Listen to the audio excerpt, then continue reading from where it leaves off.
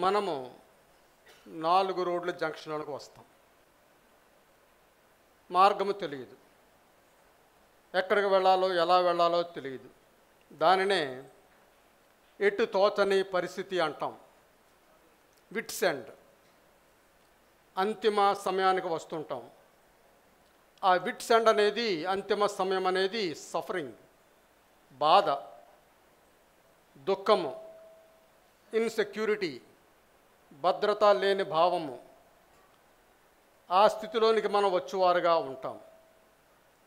ఆ సమయంలో మనం దేవునికి మొర్ర పెట్టాలని, అరవాలని మనం చూస్తుంటాం. ఏడుస్తాం, కన్నీరు కారుస్తుంటాం. పగిలిన హృదయంతో మనం దేవుని సన్నిధిలోనికి వస్తూ ఉంటాం.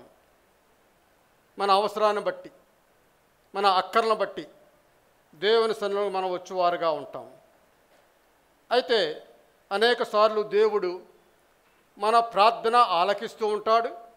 ఒక్కోసారి ఆలకించి జవాబు ఆలస్యముగా ఇచ్చేవాడే ఉంటాడు. జవాబు ఆలస్యముగా ఇచ్చినప్పటికి కూడా మనం ఎదురు చూచేవారుగా ఉంటాం. మనం గమనించవలసింది ఏమిటంటే, దేవుడు మనము పగిలిన హృదయము ద్వారా, లేకపోతే మన అవసరాన్ని బట్టి ఆయన చలించి మనకు వెంటనే జవాబిస్తాడు అనుకోవడానికి వీలు లేదు. ఆయన మనకు జవాబు ఎప్పుడు ఇస్తాడంటే, నీ విశ్వాసాన్ని చూచి, నీ విశ్వాసాన్ని చూచి ఆయన జవాబిచ్చేవాడై ఉంటాడు.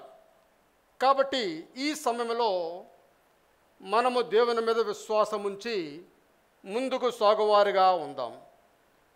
అంత మాత్రమే కాదు కానీ, దేవుడు చిన్న చిన్న కార్యాలు చేస్తాడని చిన్న చిన్న విషయాలు దేవుడిని అడగవద్దు. అడిగినా పర్వాలేదు, కానీ మన దేవుడు గొప్ప కార్యాలు చేయు దేవుడు. మన దేవుడు గొప్పవాడు, గొప్ప కార్యాలు చేయు దేవుడు. కాబట్టి గొప్ప కార్యాలు మనం అడుగుదాం. ఉత్తమమైన కార్యాలు, శ్రేష్టమైన కార్యాలు, పెద్దదైన గొప్పదైన కార్యాలు మనం దేవుడిని అడుగుదాం. దేవుడు చేయవాడై ఉంటాడు. ఆమేన్. నిర్గమ 17వ అధ్యాయంలో చదువుకున్నప్పుడు 1వ వచనం చదువుతున్నాను నేను, దయచేసి వినండి. తరువాత ఇశ్రాయేలీయుల సర్వ సమాజము యెహోవా మాట చొప్పున తమ ప్రయాణములలో సీను అరణ్యము నుండి ప్రయాణమైపోయి రెఫీదీములో దిగిరి. ప్రజలు తమకు త్రాగ నీళ్లు లేనందున మోషేతో వాదించుచు, త్రాగుటకు మాకు నీళ్ళమ్మని అడుగగా, మోషే, మీరు నాతో వాదింపనేలా, యెహోవాను శోధింపనేలా అని వారితో చెప్పెను. అక్కడ ప్రజలు నీళ్లు లేక దప్పికొని మోషే మీద సణుగుచు, ఇదెందుకు? మమ్మను, మా పిల్లలను, మా పశువులను దప్పిచేత చంపుటకు ఐగుప్తులో నుండి ఇక్కడికి తీసుకుని వచ్చి తిరిగి అనెను. అప్పుడు మోషే యెహోవాకు మొర్రపెట్టుచు, ఈ ప్రజలను నేనేమి చేయుదును? కొంతసేపటికి నన్ను రాళ్లతో కొట్టి చంపెదురు అనెను. అందుకు యెహోవా, నీవు ఇశ్రాయేలీయుల పెద్దలలో కొందరిని తీసుకొని ప్రజలకు ముందుగా పొమ్ము. నీవు నదిని కొట్టిన నీ కర్రను చేత పట్టుకొని పొమ్ము. ఇదిగో అక్కడ హోరేబులోని బండ మీద నేను నీకు ఎదురుగా నిలిచెదను. నీవు ఆ బండను కొట్టగా ప్రజలు త్రాగుటకు దానిలో నుండి నీళ్లు బయలుదేరునని మోషేతో సెలవీయగా, మోషే ఇశ్రాయేలీయుల పెద్దల కన్నులు ఎదుట అట్లు చేసెను. అప్పుడు ఇశ్రాయేలీయులు చేసిన వాదనను బట్టి యెహోవా మన మధ్య ఉన్నాడో లేడో అని వారు యెహోవాను శోధించుటను బట్టియు అతడు ఆ చోటికి మస్సా అనియు మెరీబా అనియు పేర్లు పెట్టెను. మస్సా అనగా వాదన అంటున్నాడు, శోధించడం అంటున్నాడు. మెరీబా అనగా వాదన అని ఫుట్నోట్లో రాయబడి ఉన్నది. పరిశుద్ధుడు సర్వాధికారి యేసు ప్రభువా, నీ వాక్యం ద్వారా నాతో, మా అందరితో మాట్లాడండి. అవసరంలో ఉన్నాము, అవసరమును తీర్చగలిగిన దేవుడవు. నీకు అసాధ్యం ఏమీ లేదని మేము నమ్ముచున్నాము. నీకు సమస్తము సాధ్యమే అని నమ్ముచున్నాము. నీ మీద విశ్వాసము కలిగి నీ సన్నిధిలో మేము మొర్రపెట్టుచున్నాము. ప్రభువా, మీరు మాతో మాట్లాడి మాకు కావాల్సిన ఆత్మీయ ఆహారము దయచేసి ఇక్కడ ఉన్న ప్రతి ఒక్కరి అవసరములు తీర్చమని ప్రార్థన చేస్తున్నాం. అనారోగ్యంగా ఉన్న బిడ్డలు, అవసరంలో ఉన్న బిడ్డలు ఇక్కడ ఉన్నారు. అందరి అవసరములు తీర్చు దేవుడవు నీవు. ఈ లోకమును పోషించుచూ ఉన్నావు, సస్టైన్ చేయుచున్నావు. మీరు మమ్మల్ని పోషించడము నీకేమీ పెద్ద పని కాదు ప్రభువా. అయినప్పటికీ అనేక సమయాల్లో ఇజ్రాయేల్ ప్రజలు ఏ విధముగా నీ మీద అపనమ్మికతో ఉన్నారో మేము కూడా అవిశ్వాసముతో ఉంటూ ఉన్నాము. మమ్మల్ని క్షమించమని ప్రార్థన చేయుచున్నాము. మీరే సహాయం చేసి ఆశీర్వదించవలసిందని యేసు పరిశుద్ధ నామమున అడుగుచున్నాము తండ్రి, ఆమేన్. దయచేసి కూర్చోండి. ఇజ్రాయేల్ ప్రజలు ఎక్కడ దిగారండి? ఇజ్రాయేల్ ప్రజలు ఎక్కడ దిగారు? రెఫిదీమ్ అనే ప్రదేశంలో వారు దిగినట్లుగా మనం చూస్తూ ఉన్నాం. అయితే అక్కడికి ఎవరు తీసుకొచ్చారు వారిని? వారిని ఇజ్రాయేల్ ప్రజలను రెఫిదీమ్ వద్దకు ఎవరు తీసుకుని వచ్చారు? ఇక్కడ చెప్పాడు, యెహోవా మాట చొప్పున వారు ప్రయాణమై. యెహోవా వెళ్ళమన్నాడు, వారు ప్రయాణమై వెళుచూ ఉన్నారు. ఎక్కడి నుండి? సీను అరణ్యము నుండి ప్రయాణమైపోయి రెఫిదీములో దిగిరి. రెఫిదీములో దిగడం అనేది దేవుని యొక్క చిత్తం, దేవుడే చెప్పాడు. కాబట్టి అది కష్టమైన ఇబ్బంది అయినా, అది డ్రై ప్లేస్ అయినా, వెట్ ప్లేస్ అయినా, ఏ రకమైన స్థలమైనా దేవుడు చెప్పాడు కాబట్టి మనం వెళ్ళాలి. అది విశ్వాసం. అబ్రహాముతో దేవుడు మాట్లాడాడు, అబ్రహాము దేవుడు మాట్లాడిన ప్రకారం చేశాడు. అది విశ్వాసం. అందుచేతనే అబ్రహామును విశ్వాసులకు తండ్రి అని పిలుస్తూ ఉంటారు.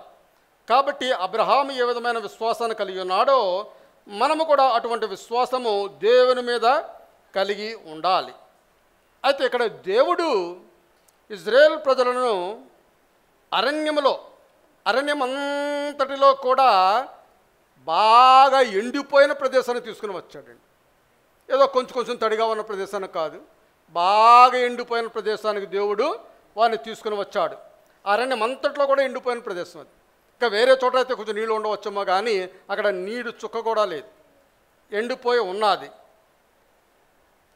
నేనంటాను దానినే పరీక్షా స్థలం అంటాను. దేవుడు పరీక్షించడానికి వారిని అక్కడ తీసుకుని వచ్చాడు అని నేను అంటాను. ఆమేన్, హల్లెలూయా. అక్కడ ఏ కాలువ లేదు, చిన్న కాలువ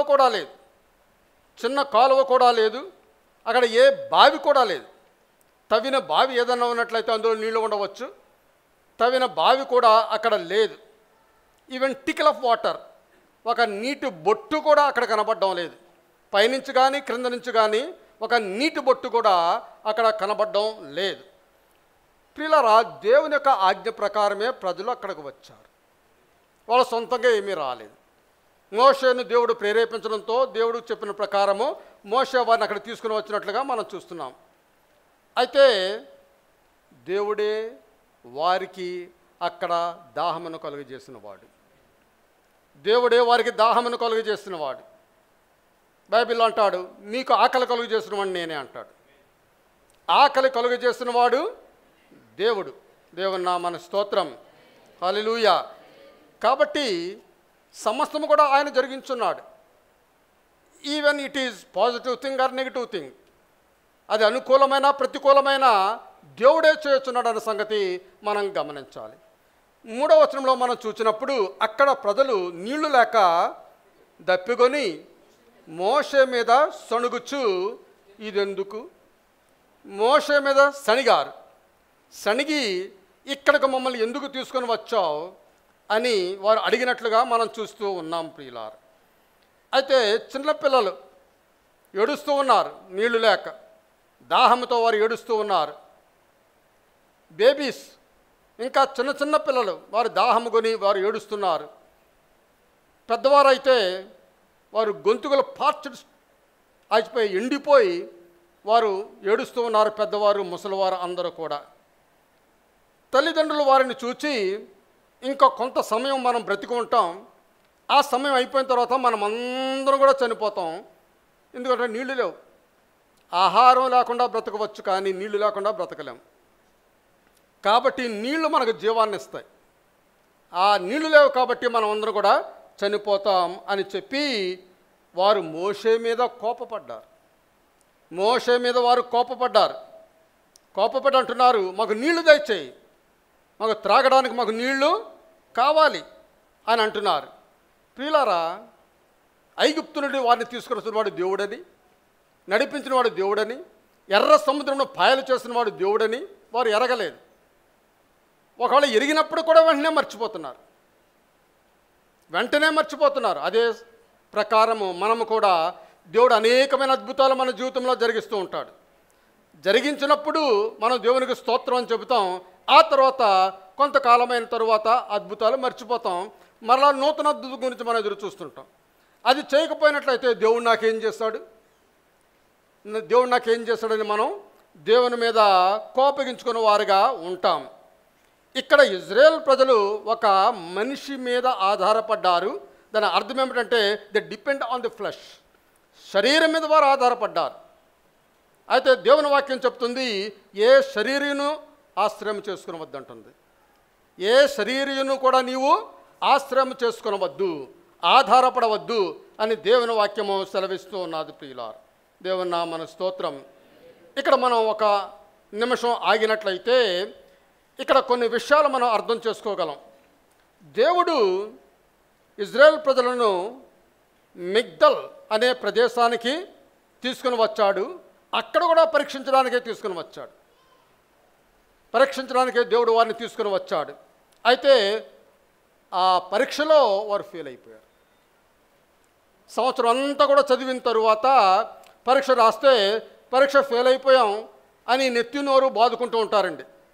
నెత్తి నోరు బాదుకునే పనేమి లేదు. నువ్వు చదివినట్లయితే నువ్వు పాస్ అవుతావు.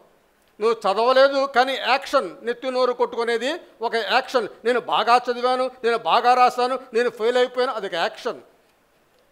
మీరు సంవత్సరం అంతా ఆడుకొని ఏదో పరీక్షల టైంలో పుస్తకాలు తీసి మీరు పరీక్షలు రాస్తుంటారు.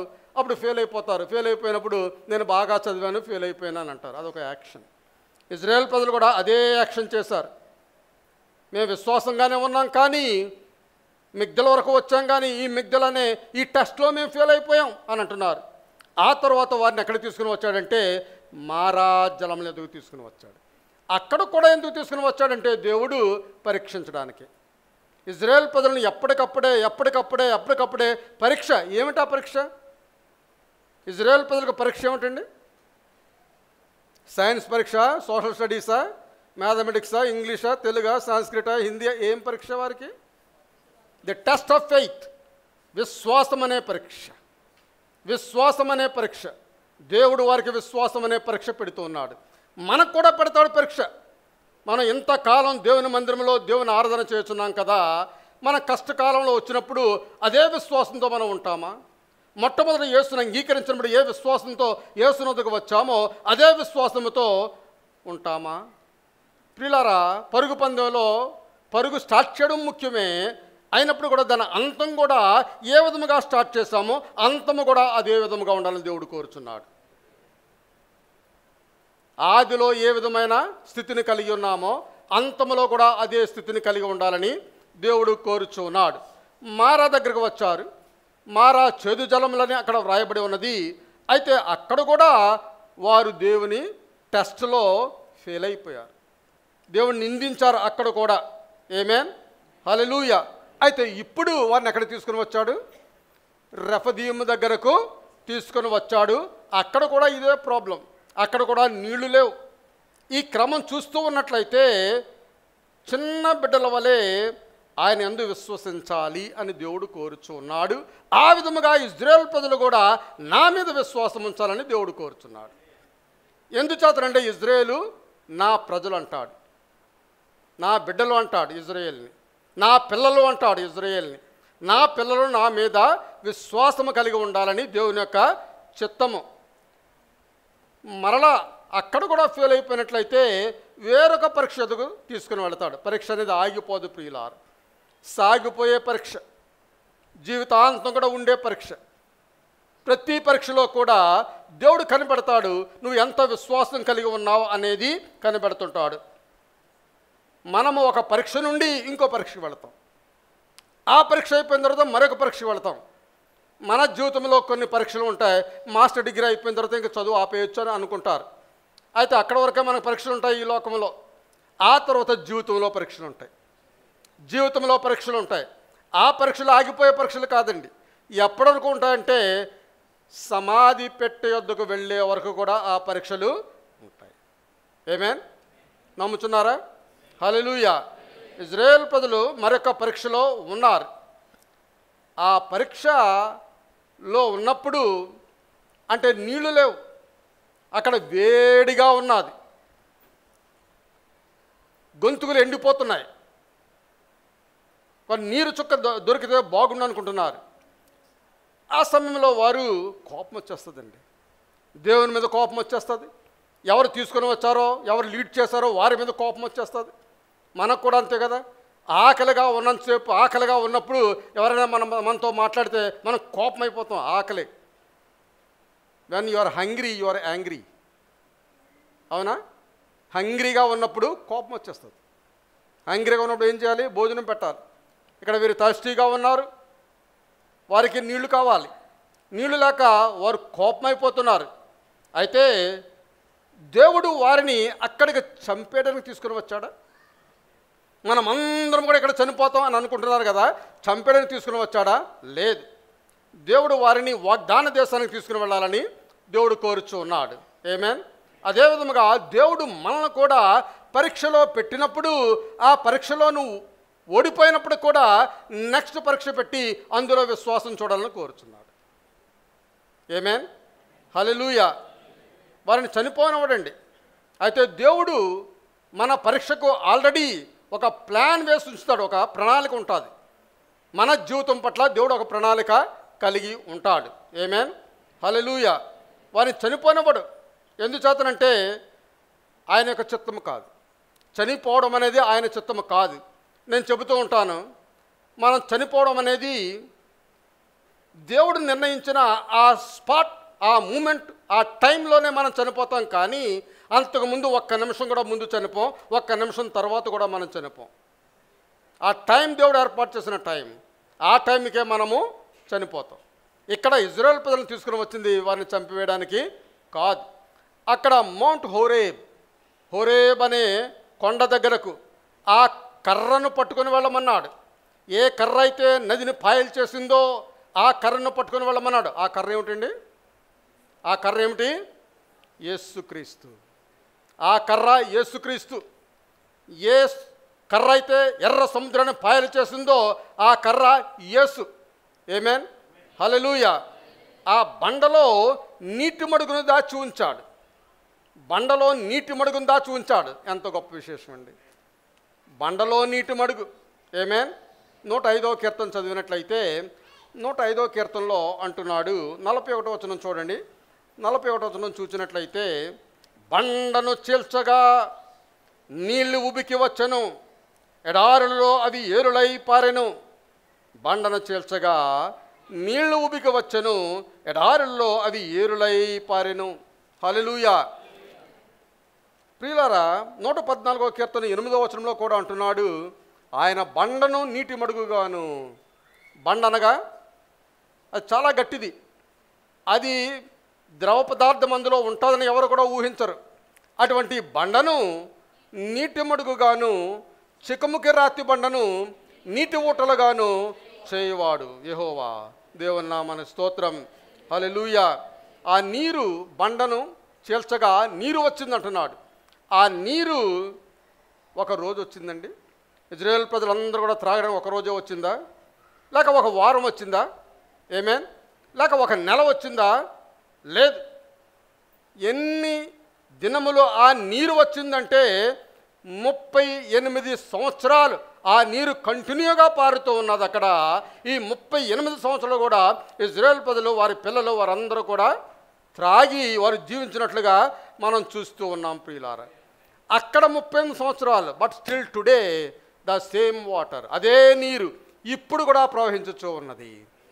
అక్కడ దేవుడు ఏ బండనైతే కొట్టమన్నాడో ఆ బండను కొట్టినప్పుడు నీరు ఉబకగా ఆ బండ నీళ్లు ఈ 2000 సంవత్సరాల వరకు కూడా, 6000 సంవత్సరాలు, 4000 సంవత్సరాలు అది పారుతూనే ఉన్నది ప్రియులారా. దేవుని నామమునకు స్తోత్రం. హల్లెలూయా. మిమ్మను అనేకమైన శోధనలోనికి తీసుకొని వస్తాడు.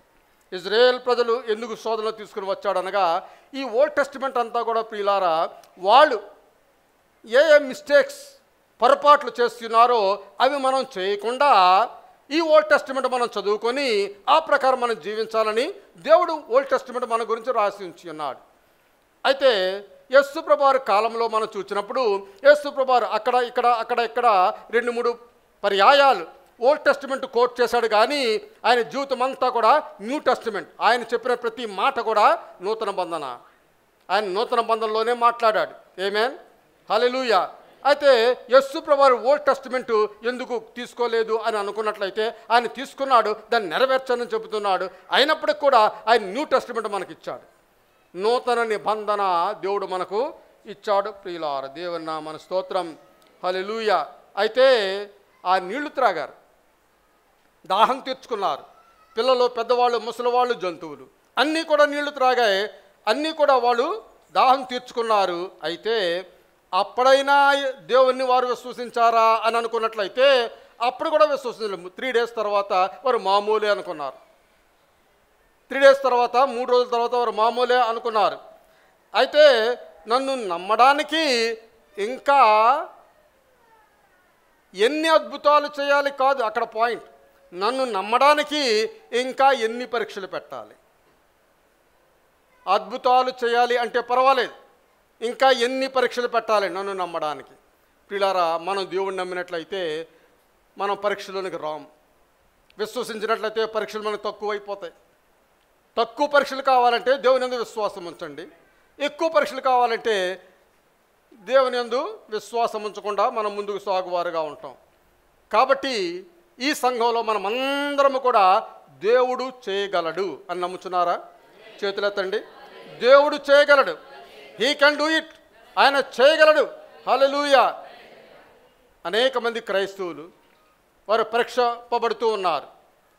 అనేక మంది విద్యార్థులు పరీక్షింపబడుతున్నారు. అనేక మంది అన్ఎంప్లాయ్మెంట్ ప్రాబ్లంతో వారికి పరీక్షింపబడుతున్నారు. వారు రెజ్యూమ్స్ వారు పంపిస్తూ ఉంటారు, రకరకాల ప్రదేశాలకి, రకరకాల కంపెనీలకు వారు పంపిస్తూ ఉంటారు. వీక్స్ బై వీక్స్, వారాలు గడిచిపోతాయి, నెలలు గడిచిపోతాయి, సంవత్సరం గడిచిపోతుంది, కానీ వారికి ఎక్కడి నుండి కూడా వారి జవాబు రాదు. వారుకున్న దాచుకున్న డబ్బులన్నీ కూడా అయిపోతాయి. ఎగ్జామ్స్ పెట్టడానికి, వారు అప్లై చేయడానికి డబ్బులు కావాలి, ఆ డబ్బులన్నీ కూడా అయిపోతూ ఉంటాయి. అయిపోయినప్పుడు వారు అప్పు తీసుకొని కూడా వారు ప్రయత్నం చేస్తూ ఉంటారు. ఆమేన్, హల్లెలూయా. ఆ సిట్యువేషన్ చూసినప్పుడు టోటల్గా హోప్లెస్ కండిషన్లో వారు వెళ్ళిపోతారు. అక్కడ ప్రారంభమవుతుంది పెయిన్, కష్టం అక్కడ ఉంటుంది, సఫరింగ్ అక్కడ ఉంటుంది, ఇవన్నీ కూడా ఉంటాయి. కాబట్టి మన జీవితంలో అవన్నీ భరించడం అనేది ఈజీ కాదు. Not easy at all. Amen. Jobs లేకపోవడం, అన్ఎంప్లాయిడ్ అండ్ టైనీ ఇన్కమ్, కొంచెమే జీతం వచ్చి ఆ జీతంతో మీరు బ్రతకాలి అనడం చాలా కష్టమైనటువంటి పని. ఆమేన్, హల్లెలూయా.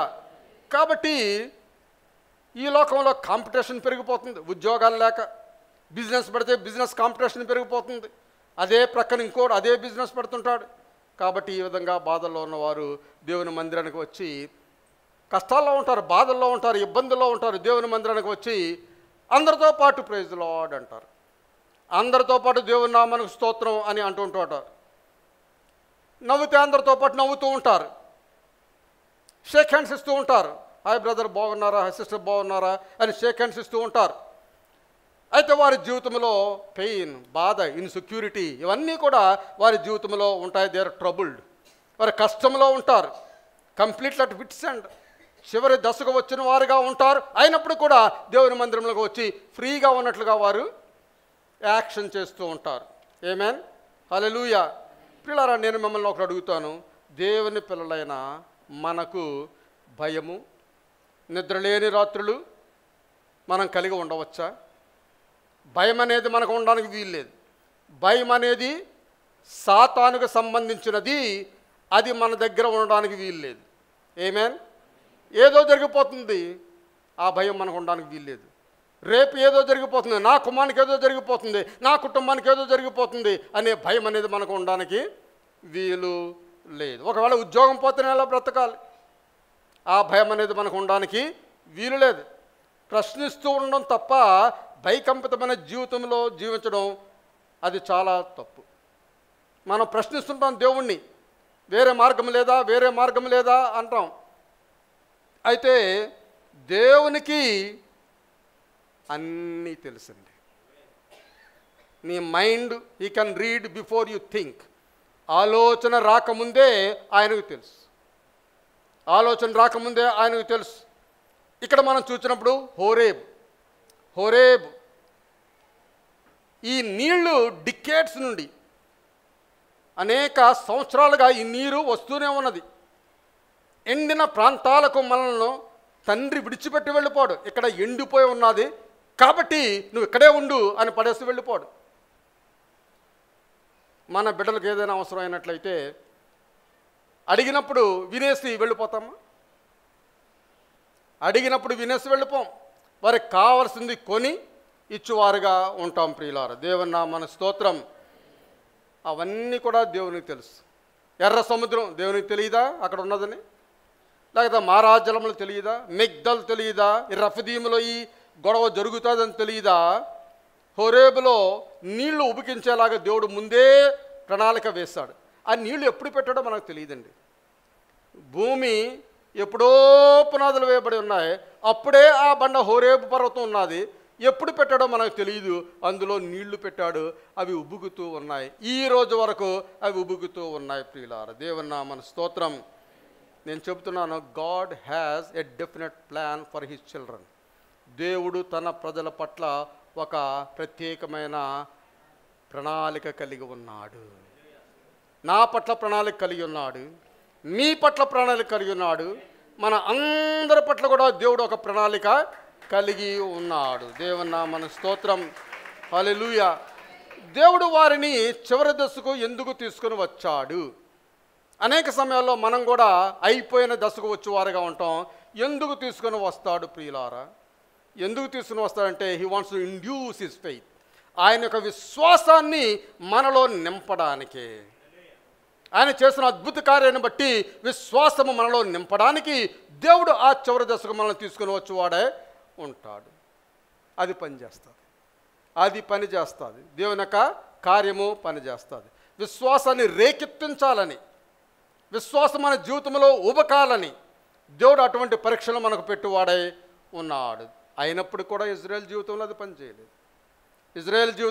పని చేయలేదు. ఈ లోకంలో చాలామంది ప్రీచర్స్ ప్రపంచమంతా కూడా తిరిగి అద్భుతాలు ఆశ్చర్యకారాలు చేసే ప్రీచర్స్ ఈ లోకంలో ఉన్నారు. అయితే ఈ అద్భుతాలకు వారు అలవాటు పడిపోయి వారిలో విశ్వాసం నిలవకుండా అద్భుతం గురించి ఎదురు చూస్తూ ఉంటారు. అద్భుతం తర్వాత అద్భుతం, దాని గురించి వారు ఎదురు చూస్తూ ఉంటారు. దాన్ని నేను అంటాను సైన్ సీకింగ్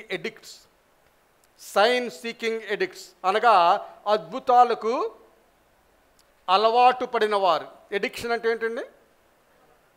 ఎడిక్షన్ అనేది తెలుగులో మాట. ఎడిక్షన్ అనే మాటకు తెలుగులో ఏమంటారు? వ్యసనం. ఏమండి ఇంజనీర్ గారు? ఎడిక్షన్ అనే మాటకు వ్యసనం, ఎడిక్షన్. అద్భుతాలనే వ్యసనానికి అలవాటు పడిపోతారు. దేవుడు చేస్తాడు అనే వ్యసనాలకి అలవాటు పడిపోతుంటారు. అయితే వారి యొక్క విశ్వాసం ఎప్పుడు కూడా పెరగదు. అద్భుతం జరగవచ్చేమో కానీ విశ్వాసం పెరగదు. ఇజ్రాయేల్ ప్రజలకు కూడా అద్భుతం జరిగింది, అయితే వారిలో విశ్వాసం పెరిగిందా? వారిలో విశ్వాసం పెరగలేదు. ప్రియులారా, దేవుని నామమున స్తోత్రం. హల్లెలూయా. వాళ్ళు ఎప్పుడు కూడా ఈ చిన్న అద్భుతం జరిగింది, ఇంకా పెద్ద అద్భుతం జరుగుతుంది, ఇంకా పెద్ద అద్భుతం జరుగుతుంది అని అద్భుతం వెనకాల అద్భుతం గురించి వారు ఎదురు చూచువారుగా ఉంటారు. ప్రియులారా, దేవుని నామమున స్తోత్రం. ఇజ్రాయేలు ప్రజలు చూచిన అద్భుతాలు ఎంతవరకు ప్రపంచంలో భూమి పుట్టినది మొదలుకొని ఎవరు కూడా అటువంటి అద్భుతాలు చూడలేదండి. అటువంటి గొప్ప గొప్ప అద్భుతాలు దేవుడు వారి జీవితంలో చేశాడు. But no faith. వారిలో విశ్వాసం లేదు. ఒకసారి ఆలోచించుకుందాం. దేవుడు మన జీవితంలో అద్భుతాలు చేశాడా? అనేకమైన అద్భుతాలు చేశాడా? మనం విశ్వాసం కలిగి ఉన్నామా? మనలో విశ్వాసం పుట్టిందా? అది మనం ఆలోచించుకుందాం. ఆమేన్. అద్భుతం గురించి ఎదురు చూడవద్దు. విశ్వాసం ఎంతవరకు ఉన్నది నాలో, దేవుడు నాకు ఎంతవరకు విశ్వాసాన్ని ఇచ్చాడు, నేను ఎంతవరకు అభివృద్ధి చేసుకున్న నా విశ్వాసాన్ని, అది మనం చూచువారుగా ఉండాలి. ఐగుప్తు మీదుగా రప్పించిన 10 తెగుళ్ళు ఇజ్రాయేలు ప్రజలకు విశ్వాసాన్ని పుట్టించిందా? 10 తెగుళ్ళు పుట్టించాడు, అక్కడ చేశాడు, కానీ వారికి ఏ విశ్వాసం కూడా పుట్టలేదు. ఐగుప్తులో కోట్ల కొలది ఈగలండి, చెవుల్లో ఈగలు, ముక్కుల్లో ఈగలు, కండుల్లో ఈగలు, ఎక్కడ పడితే అక్కడ కోట్లాది ఈగలు అక్కడ వచ్చేసాయి. అయితే ఇజ్రాయేలు యొక్క టెంట్స్లో ఒక్క ఈగ కూడా లేదు. ఐగుప్తుల యొక్క గృహాల్లో ఈగలు, కోట్లాది కొలది ఈగలు ఉన్నాయి, కానీ ఐగుప్తులు మన ఇజ్రాయేల్ ప్రజలు వేసుకున్న టెంట్స్లో, గుడారముల్లో ఒక్క ఈగ కూడా లేదు. ఎంత అద్భుతం ఆలోచించండి. అందుకే నేను అంటాను, ఇజ్రాయేల్ ప్రజలు చూచిన అద్భుతము ఈ లోకంలో ఎవరు కూడా చూచి ఉండలేదు. దేవుని నామమునకు స్తోత్రం. హల్లెలూయా. ఐగుప్తీయులు 3 దినములు భయంకరమైన చీకటి, మరి సూర్యుడు ఏమైపోయాడో మనకు తెలియదు, చంద్రుడు ఏమైపోయాడో మనకు తెలియదు. సూర్యుడు చంద్రుడు కనబడలేదు. మనకు 3 గంటలకి ఎంత చీకటి ఉంటుంది, తెల్లవారుజాము 4 గంటలకి ఎంత చీకటి ఉంటుంది. అలాగ 3 దినాలు కట్టిక చీకటిలో ఐగుప్తీయులందరూ ఉంటే ఇజ్రాయేల్ ప్రజల యొక్క గృహాల్లో వెలుగు ఉండేది. ఎంత గొప్ప విషయం అండి. అందుకే నేను అంటాను, ఇజ్రాయేల్ ప్రజలు చూసిన అద్భుతాలు ఈ లోకంలో ఎవరు కూడా చూచి ఉండలేదు. దేవుని నామమునకు స్తోత్రం. హల్లెలూయా. అయితే ఈ అద్భుతాలన్నీ కూడా ఇజ్రాయేల్ ప్రజలకు ఏమైనా విశ్వాసాన్ని పుట్టించాయా? లేదు, విశ్వాసం పుట్టించలేదు. ఎర్ర సముద్రాన్ని పాయలుగా చేసిన తర్వాత కూడా వారు విశ్వాసంలో లేరు. ఇజ్రాయేల్ యొక్క విశ్వాసము లాస్టెడ్ బై ఓన్లీ 3 days. 3 దినాలకే ఆ విశ్వాసం ఉండేది, కానీ 3 దినాల తర్వాత మళ్ళీ మామూలుగా అయిపోయారు. మనకలాగే దేవుని వాక్యం విన్నంతసేపు ఇక్కడ ఏదో స్పిరిట్ లీడింగ్ ఇక్కడ ఉన్నట్టుగా మనం ఫీల్ అవుతాం. ఈ మందిరం విడిచిపెట్టి బయటికి వెళ్ళగానే మామూలు, అంత మామూలే. ఆ విధంగా మనకలాగే ఇజ్రాయేల్ ప్రజలు కూడా విశ్వాసము కోల్పోయిన వారిగా ఉంటారు. ప్రియులారు, దేవుని నామమునకు స్తోత్రం. 106వ కీర్తనలో 7వ వచనంలో అంటాడు, 106వ కీర్తన 7వ వచనంలో, ఐగుప్తులో మా పితరులు నీ అద్భుతములను గ్రహింపక ఉండిరి, నీ కృపా బాహుళ్యమును జ్ఞాపకమునకు తెచ్చుకొనక ఉండిరి. సముద్రమునొద్ద, ఎర్ర సముద్రమునొద్ద వారు తిరుగుబాటు చేసిరి. చూడండి, ఇన్ని అద్భుతాలు జరిగిస్తే దేవుని మీద వారు తిరుగుబాటు చేశారు. నేను అలా తిరుగుబాటు చేయనండి, నేను చాలా మంచివాడినండి అని మీరు అనుకుంటున్నారేమో. ఇక్కడ ఉన్న ప్రతి ఒక్కడు కూడా తిరుగుబాటు చేసేవాడే, ప్రతి ఒక్కడు కూడా తిరుగుబాటు చేసేవాళ్ళమే మనం. ఇజ్రాయేల్ ప్రజలు ఏమైనా ఎక్సెప్షనల్ స్టోరీ కాదండి. వాళ్ళు మనలాంటి వాళ్ళే, వాళ్ళు మనలా తిరుగుబాటు చేసేవాళ్ళే. ఆమేన్. హల్లెలూయా. ఐగుప్తులో మా పితరులు నీ అద్భుతములను గ్రహింపకై ఉండిరి, సముద్రమునొద్ద, ఎర్ర సముద్రమునొద్ద వారు తిరుగుబాటు చేసిరి. They remember not the multitudes of miracles. అద్భుతాలు వెనకాల అద్భుతాలు చేశారు, కానీ అవన్నీ కూడా మర్చిపోయారు. ఇజ్రాయేల్ ప్రజలు అవన్నీ కూడా మర్చిపోయారు. మర్చిపోతే బాగానే ఉండి అలా ఉంటే పర్వాలేదు, బట్ దే ప్రొవోక్డ్ గాడ్. దేవుడి మీద నింద వేశారు, మోషే మీద నింద వేశారు, ఎర్ర సముద్రం దాటగానే నింద వేయడం మొదలుపెట్టారు. అటువంటి ప్రజలు మనము. ఇజ్రాయేల్ ప్రజలు హోరేబును కొట్టుకు చూశారు, వారు ఫుల్గా నీళ్లు త్రాగారు. త్రాగిన తర్వాత కూడా వారి జీవితంలో విశ్వాసం ఏమీ కూడా ప్రొడ్యూస్ అవ్వలేదు. దేవుని అందులో విశ్వాసం ఏమి కూడా ప్రొడ్యూస్ కాలేదు. దేవుని నామమునకు స్తోత్రం. హల్లెలూయా. తెల్లవారుజామున లేవగానే అక్కడ పూరేళ్ళు ఉన్నాయండి, మాకు ఆహారం లేదు, మాంసము లేదు అని చెప్పగానే అక్కడ పూరేళ్ళు అక్కడ దేవుడు కురిపించాడు. Hundreds of thousands of birds, వేల కొలది పక్షులు అక్కడ వచ్చి వాలు ఉన్నాయి. మమ్మల్ని తినండి, మమ్మల్ని తినండి, మమ్మల్ని తినండి. ఎంత గొప్ప అద్భుతం ప్రియులారా. దేవుని నామమునకు స్తోత్రం. హల్లెలూయా. ఆకాశంలో 2 పక్షులన్నీ కూడా నేల మీదకి వచ్చేసాయి. ఎక్కడెక్కడ ఉండే పక్షులన్నిటి కూడా దేవుడు ఆజ్ఞవగా ఇజ్రాయేల్ టెంట్స్ దగ్గరికి వచ్చేసాయి. అటువంటి గొప్ప అద్భుతం చేశాడు. ప్రజలు వాటిని వండుకొని వారు తిన్నారు, అయినప్పుడు కూడా వారికి విశ్వాసం లేదు. Still they don't have faith. వారికి విశ్వాసము లేదు. మరుసటి ఉదయమున వారి టెంట్స్ నుండి బయటికి రాగానే మన్నా కురిసింది, అద్భుతమైన ఆహారం అక్కడ కురిసింది. అయినప్పటికి కూడా ఆహారం తిని వారికి విశ్వాసం లేకుండా పోయింది. విశ్వాసఘాతకులు అంటారు చూడండి, తెలుగులో మాట విశ్వాసఘాతకులు. ఒకవేళ మనమే విశ్వాసఘాతకులేమో ఆలోచించుకోండి. దేవుడు ఇంతకాలం గొప్ప కార్యాలు చేసిన తర్వాత ఏదో ఒక చిన్న కార్యం ఆలస్యమైనట్లయితే దేవుణ్ణి మనం నిందించువారిగా మనము ఉంటాం. ప్రియులారా, దేవుని నామమున స్తోత్రం. ఇన్ని అద్భుతాలు జరిగిన తర్వాత దానికి వ్యతిరేకముగా దేవుని యొక్క ప్రజలు ఏడుస్తూ ఉన్నారు. డిస్పైర్ అండ్ క్రయింగ్, ఇంకా ఏడుస్తూనే ఉన్నారు. ఎలా ఏడుస్తున్నారంటే 17:7 అప్పుడు ఇజ్రాయేలీయులు చేసిన వాదనను బట్టి యెహోవా మన మధ్య ఉన్నాడో లేడో అని వారు యెహోవాను శోధించుటను బట్టి అతడు ఆ చోటుకి మస్సా అని పేరు. మన మధ్య యెహోవా ఉన్నాడో లేడో, మన మధ్య దేవుడు ఉన్నాడో లేడో, అసలు దేవుడే మనం తీసుకుని వచ్చాడో లేదో అనే అవిశ్వాసంలోకి వారు వెళ్ళిపోయారు. ప్రియులారా, దేవుని నామమున స్తోత్రం. హల్లెలూయా. ఇజ్రాయేల్ ప్రజలు 40 సంవత్సరాలు అద్భుత ఆహారం తిన్నారండి. అద్భుతమైన ఆహారం ఇజ్రాయేల్ ప్రజలు తిన్నారు 40 సంవత్సరాలు. మనం ఎన్ని సంవత్సరాలు తిన్నాం? నేను 65 సంవత్సరాలు తిన్నాను అద్భుత ఆహారం. దేవుడు నన్ను పోషించాడు. అలాగే మీ యొక్క ఏజ్ని బట్టి దేవుడు మిమ్మల్ని పోషించాడు. ఆమేన్, హల్లెలూయా. అద్భుతమైన నీళ్లు దేవుడు వారికి ఇచ్చాడు. అద్భుతమైన నీళ్ళు ఇచ్చాడు. మిరకల్ క్లౌడ్, ఒక అద్భుతమైన మేఘాన్ని వారి జీవితంలోనికి లేక వారు ప్రయాణం చేస్తున్న ప్రదేశంలోనికి పంపించాడు. రాత్రుల్లో అయితే ఇలాంటి లైట్లు, ఆ మేఘమే లైట్గా మారిపోయేది. ఆ మేఘము లక్షలాది మంది జనాంగాన్ని కమ్ముకుని ఉన్న ఆ మేఘము పగలు చల్లగా ఉండేది, మంచి గాలి వీసేది. రాత్రి అయ్యేటప్పటికి ఆ మేఘమంతా కూడా వెలిగిపోయేది. ఎంత అద్భుతం చూడండి. అందుచేత నేను చెబుతాను, ఇజ్రాయేల్ ప్రజలు చూసిన అద్భుతం ప్రపంచంలో ఎవ్వరు కూడా చూడలేదు. అటువంటి అద్భుతాలు వారు చూచారు. ఒకసారి మీరు ఆలోచించండి. పగలంతా కూడా మేఘము, చల్లగా ఉండే మేఘము రాత్రి వెలిగిపోతుందంటే అది ఎంత అద్భుతం అండి. ఎవరైనా చేయగలరా?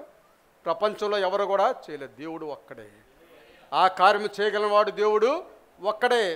అయితే ఈ 40 సంవత్సరాలు కూడా వారు జంతువుల బారిన పడకుండా, పాముల బారిన పడకుండా, సింహాల బారిన పడకుండా, టైగర్స్ బారిన పడకుండా దేవుడు వారికి ప్రొటెక్షన్ ఇచ్చాడు. ప్రొటెక్షన్ ఇచ్చి కాచి కాపాడాడు. ఎందుకు ఇదంతా చేస్తున్నాడు దేవుడు ఇజ్రాయేల్ ప్రజలకు? నా కుమారుడు, ఇజ్రాయేలు నా కుమారుడు. ఆమేన్. వారు వేసుకున్న బట్టలు 40 సంవత్సరాలు వారు వేసుకున్న బట్టలు చిరిగిపోలేదు, కొరచ కాలేదంటాడు. ఆ బట్టలు కొరచ కాలేదంటాడు. 40 సంవత్సరాలు ఎవరైనా ఒక షర్టు ప్యాంటు వేయగలరండి? 4 రోజులకే మార్చేస్తున్నాం ఈ రోజుల్లో. ఒక సంవత్సరానికే షర్ట్ మార్చేస్తాం, ప్యాంటు మార్చేస్తాం కదా. 40 సంవత్సరాలు ఎవరు వేస్తారు? అలాగ 40 సంవత్సరాలు ఏ టైలరు లేడు అక్కడ, కుట్టేవాడు లేడు, బట్టలు అమ్మేవాడు లేడు. వారు వేసుకున్న ఏ బట్టలైతే ఐగుప్తు నుండి వారు వేసుకుని వచ్చారో ఆ బట్టలు 40 సంవత్సరాలు వారు ఒంటి మీద ఉండి అవి చిరిగిపోకుండా వారితో పాటు ఎదుగుతూ వచ్చాయి. వారితో పాటు ఎదుగుతూ వచ్చాయి ఆ బట్టలు. అందుకే నేను చెబుతాను, ఇజ్రాయేల్ చూసిన అద్భుతాలు ప్రపంచంలో ఎవరు కూడా చూచి ఉండరు అని. దేవుని నామమున స్తోత్రం. హల్లెలూయా. ద్వితీయోపదేశకాండం 2వ అధ్యాయం 7వ వచనంలో అంటాడు, నీ దేవుడైన యెహోవా నీకు తోడై ఉన్నాడు. నీ దేవుడైన యెహోవా నీకు తోడై ఉన్నాడు. నీ దేవుడైన యెహోవా నీకు తోడై ఉన్నాడు. నీకేమీ తక్కువ కాలేదు. నీకేమీ తక్కువ కాదు. ఆమేన్. అందరూ దేవుని నామమున స్తోత్రం చెల్లించండి. నాకేమీ తక్కువ కాదు, నాకేమీ తక్కువ కాదు. హల్లెలూయా, హల్లెలూయా. అయినప్పటికీ స్టిల్ దే డౌటెడ్ గాడ్. అయినప్పుడు కూడా వారు దేవుని మీద అపనమ్మకముతో ఉన్నారు. ప్రియులారు, దేవుని నామమున స్తోత్రం. మనం కూడా ఇజ్రాయేలు వారి వలె ఉన్నాం. దేవుడు ఒక అద్భుతం, ఒక్క మాట, ఒక్క విడుదల, ఒక్క అవసరము ఇప్పుడు జరగాలి. ఇప్పుడు జరగాలి అని మనం అనుకుంటూ ఉంటాం కదా. దేవుడు తన ప్రణాళికలో ఉన్నది మనకి ఎప్పుడు అద్భుతం జరిగించాలో, ఎప్పుడు అవసరం తీర్చాలో దేవుడు ఒక ప్రణాళిక కలిగి ఉన్నాడు. కాబట్టి కామ్ డౌన్, నిశ్శబ్దంగా ఉండండి, నిశ్శబ్దముగా ఉండండి. మీ మైండ్ని నిశ్శబ్దముగా ఉంచండి. బీపీ పెంచేసుకొని మీ మైండ్లో అటు ఇటు మీరు తిరిగిపోవద్దు. మీ బీపీని తగ్గించుకోండి. దేవుడు ప్రణాళిక మీ పట్ల ఉన్నది. మీ అవసరము తగిన సమయంలో దేవుడు తీర్చువాడై ఉన్నాడు. తగిన సమయంలో దేవుడు నీ అవసరం తీర్చువాడై ఉన్నాడు. Calm down. దేవుని నామమున స్తోత్రం. హల్లెలూయా. బీ కామ్ అంటారు కదండి. బీ కామ్ అంటే బీకమ్ కాదు, బీ కామ్. కామ్గా మనం దేవుని దగ్గర ఉండాలి. దేవుడు చేస్తాడు. ఇప్పటివరకు దేవుడు చేసిన అద్భుతాల సంగతి ఏంటో మరి. నువ్వు ఉదయాన్నే లేచి చక్కగా గాలి పీల్చుకొని బ్రేక్ఫాస్ట్ చేసి బట్టలు కట్టుకొని బయటకు వస్తున్నావు కదా, దాని సంగతి ఏంటో మరి.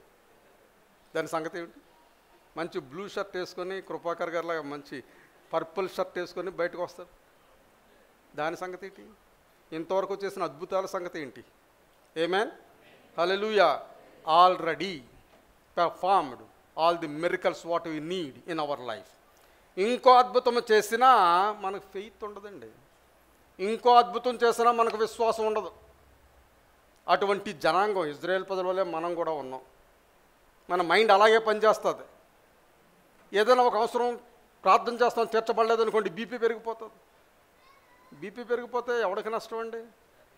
ఎవరికి లాభం? నీకు నష్టం, డాక్టర్కి లాభం. నీకు నష్టం, డాక్టర్కి లాభం. కాబట్టి బీపీ పెరగకుండా చూసుకోండి. అడగండి దేవుణ్ణి. అడుగుడి మీకు ఇవ్వబడును. ఆ దేవుని మాట, నా మాట కాదు, దేవుని మాట.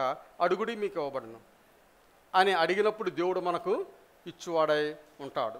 కాబట్టి ఇజ్రాయేలు ప్రజల వలె మనము నిరుత్సాహపడిపోయి కోపగించుకొని దేవుని మీద నింద వేసి, దేవుని సేవకుడైన మోషే మీద నింద వేసి, ఒక పాస్టర్ గారు ప్రార్థన చేసిన నాకేమీ జరగలేదని పాస్టర్ గారి మీద నింద వేసినట్లయితే అది చాలా దేవునికి మెచ్చుకునే గుణము కాదు. ఆమేన్. హల్లెలూయా. అద్భుతాల గురించి మీరు ఎదురు చూడొద్దు. నీ విశ్వాసం పెరిగిందా లేదా అనే దాని మీద విశ్వాసం ఉంచుకోండి. పెరిగిందా లేదా నీ విశ్వాసం ఎంతవరకు పెరిగింది? దేవుడిని అడిగాను, హీ కెన్ డూ, ఆయన చేయగలడు, హీ విల్ డూ ఇట్, ఆయన చేయగలడు అనే విశ్వాసంలో మనం ముందుకు సాగాలి. ఆమేన్. హల్లెలూయా. ఇజ్రాయేల్ ప్రజలు హోరేబును కొట్టడం చూచారు, వారు త్రాగారు, అయినప్పుడు కూడా వారికి విశ్వాసము లేదు. ఎన్ని అద్భుతాలు జరిగినా మానవుడికి విశ్వాసం ఉండదండి. మానవుడు అటువంటి వాడు. అందుచేతనే భయంకరమైన వ్యాధి అంటాడు. మానవునికి ఉన్నది భయంకరమైన వ్యాధి. ఆ వ్యాధి సంగతి ఎవరికి తెలియదు. నీకు తెలియదు, నీ ప్రక్కన నీ భార్యకి తెలియదు. నీకు తెలియకపోతే నీ భార్యకి ఏం తెలుస్తుంది? నీ పిల్లలకి ఏం తెలుస్తుంది? నీకే తెలియదు. దేవునికి తెలుసు ఆ వ్యాధి సంగతి. ఆ వ్యాధి సంగతి దేవునికి తెలుసు. అందుచేతనే దేవుడు తన ఏకైక కుమారుడైన యేసుని లోకానికి పంపించాడు. ఆయన కార్చిన రక్తము ద్వారా మనకు విడుదలనిచ్చాడు. ఆయన చనిపోయి సమాజపడి తిరిగి లేవడం ద్వారా మనకు విడుదలనిచ్చాడు. ఆయన సమాధి మీద ఈ రోజున సంఘము కట్టబడి ఉన్నది. ఆయన సమాధి మూయబడి ఉన్నట్లయితే, ఆ సమాధి మూయబడినట్లయితే మన విశ్వాసానికి విలువ లేదు. కాబట్టి ఆయన సమాధి తెరవబడి ఉన్నది. మగ్దలేనే మరియా, కొంతమంది స్త్రీలు అక్కడ ఆయనకు సుగంధ ద్రవ్యములు పూయాలని వెళ్ళారు. అయితే ఆయన అక్కడ లేడు. రాయి దొర్లించబడి ఉన్నది. రాయి దొర్లించబడినప్పుడు వాళ్ళందరూ ఆశ్చర్యపోయారు, దుఃఖముఖులై ఉన్నారు. ఆయన ఇక్కడ లేడు, ఆయన లేచి ఉన్నాడు. ఆయన అక్కడ దూత చెప్పడం వారు విని ఉన్నారు. ప్రియులారా, మనం ఆరాధించే దేవుడు జీవించున్న దేవుడు. ఆయన కళ్ళున్నాయి చూచే దేవుడు, నోరు ఉండి మాట్లాడే దేవుడు, చెవులు ఉండి మన అవసరాలు వినే దేవుడు, మన అవసరాలు తీర్చే దేవుడు. ఆమేన్. ఆయన మన సంపూర్ణమైన విశ్వాసం కలిగి ఉందా? దేవుడు చేస్తాడు. ఒకవేళ చేయకపోయినా పర్వాలేదు, దేవుడు చేస్తాడు. చేయకపోయినా పర్వాలేదు. ఆయన యందు నేను విశ్వాసం ఉంచుతాను. ఆ విశ్వాసం మనం ముందు కొనసాగుదాం. ప్రార్థన. అందరూ లేచి నిలబడి దేవునికి స్తోత్రం చెల్లించండి.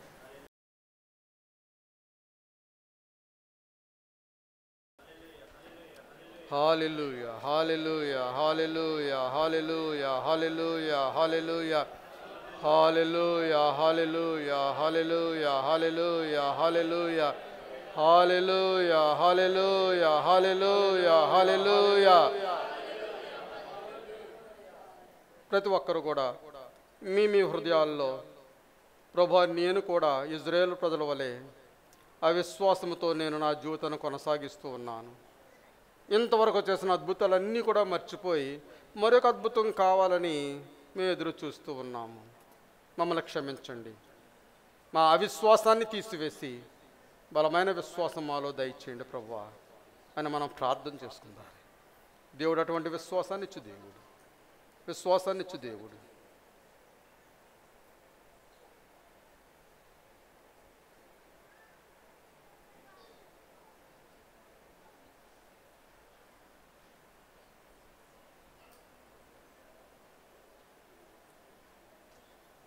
పరిశుద్ధుడు సర్వాధికారి యేసు ప్రభువా, మీ శ్రేష్టమైన నామానికి వందనాలు. ఈరోజు వినిన వాక్యము, ఇజ్రాయేలు ప్రజలు ఒక శరీరం మీద ఆధారపడి ఆ శరీరాన్ని నిందిస్తూ మాకు నీళ్ళమ్మని మోషేను అడుగుతున్నారు.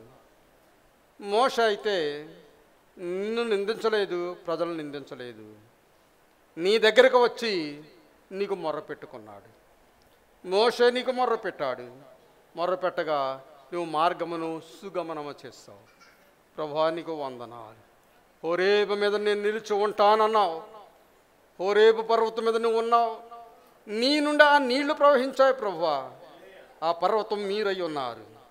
ఆ పర్వతం మీద నుండి నీళ్లు ప్రవహించాయి, ఎప్పటి వరకు ప్రవహిస్తూనే ఉన్నవి. ప్రభువా, నువ్వు ఎంత గొప్ప దేవుడు. ఇజ్రాయేలు చూసిన అద్భుతాలు ఈ లోకంలో ఎవ్వరూ చూడలేదని ఈరోజు మేము తెలుసుకొని ఉన్నాము. మీరు కూడా మా జీవితంలో అనేకమైన అద్భుతాలు చేస్తున్నారు. అయినప్పటికీ కూడా మాలో విశ్వాసము ప్రొడ్యూస్ కాకుండా విశ్వాసము లేని జీవితం మేము జీవిస్తున్నట్లయితే మమ్మల్ని క్షమించండి. ప్రతి ఒక్కరిని క్షమించండి. సంఘంలో ఉన్న ప్రతి బిడ్డ యొక్క పాపములు మీరు క్షమించండి. నా పాపములు మీరు క్షమించండి. పరిశుద్ధులుగా చేయండి. పరిశుద్ధులుగా ఉండడానికి మీరు మమ్మల్ని పిలిచారు కాబట్టి పరిశుద్ధులుగా మమ్మల్ని చేయండి. దీవించి ఆశీర్వదించండి. మీరే మహిమ పొంది దీవించమని ఈరోజు చెప్పిన వాక్యం మా జీవితాల్లో ముద్ర వేసుకొని ఇజ్రాయేలు ప్రజల వలె మేము అవిశ్వాసులు కాకుండా విశ్వాసము కలిగిన వారిగా ఉండాలని మీరు తోడై ఉండమని యేసు పరిశుద్ధ నామమున అడుగుచున్నాము తండ్రి. తండ్రి అనే దేవుని యొక్క ప్రేమ, కుమారుడు యేసు ప్రభువారి యొక్క కృప, పరిశుద్ధాత్మిక అన్యోన్య సహవాసము ఈరోజు కూడి వచ్చిన బిడ్డలందరికీ తోడై ఉండును గాక. ఆమేన్, ఆమేన్. అందరూ చప్పట్లు దేవుని నామమున మహిమ పరుద్దాం. హల్లెలూయా.